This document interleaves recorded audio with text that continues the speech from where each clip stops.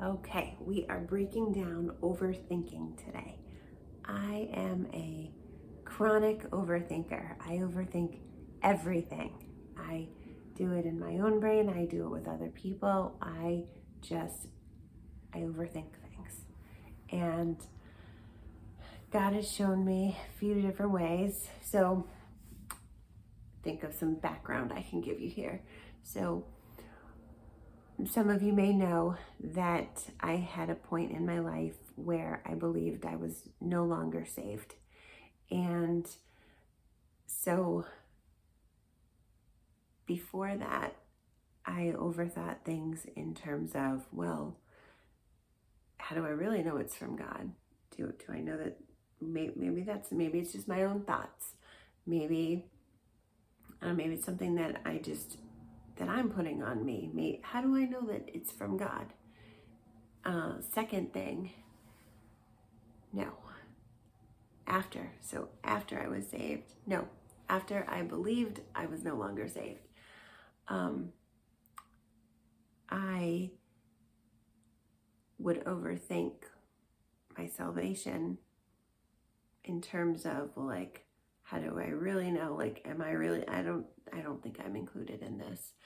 And and I would analyze it and twist it so that, and I just wouldn't look at the overall message. We just have to look at the overall message. And when we overthink things, we are too busy like cherry picking, basically. Like, okay, well, I'm going to look at this right here, and this says otherwise. Well, why aren't you looking at this one that says you are?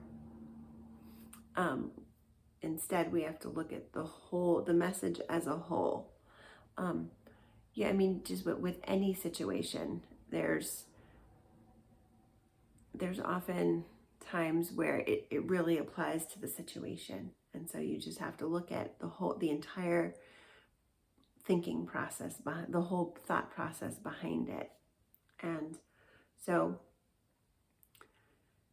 what God showed me in terms of my overthinking, how do I know it's from Him? Okay, start. How does it compare with the 10 Commandments? Is it breaking any of them? And then move on to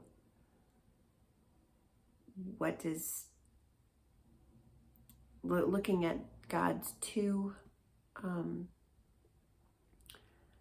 the two rules that Jesus gives us in the New Testament, being to, one, love the Lord your God with all your heart, with all your mind, with all your strength, with all your soul. I might have twisted the order of that, but you get the gist. And then the second one is love your neighbor as yourself. And so, does it go against any of those? Is that included?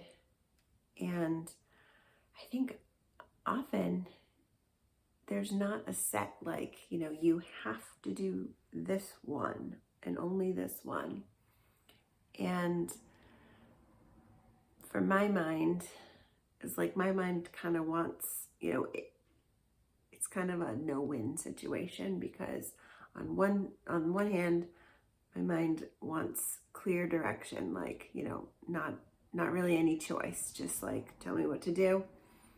On the other hand, you tell me what to do and I'm going to question it and probably not do it, because it's just how I am and human. And where were we? Talking about framework and how he gives us framework, like, for us to think it through.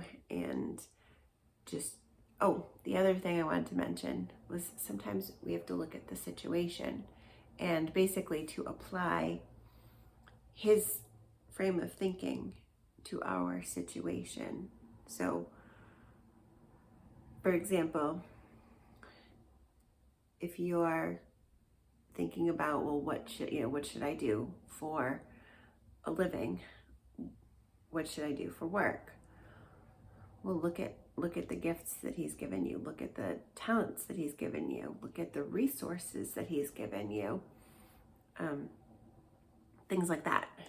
And then take his love and grace and apply those to your specific situation to help you decide, okay, how is it best for me to use these gifts and talents to bless others?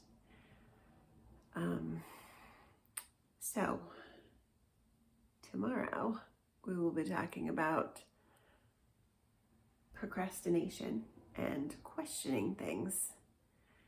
And let me know in the comments. I want to know, do you prefer, because like yesterday we did a 12-minute one, or it was like it was longer.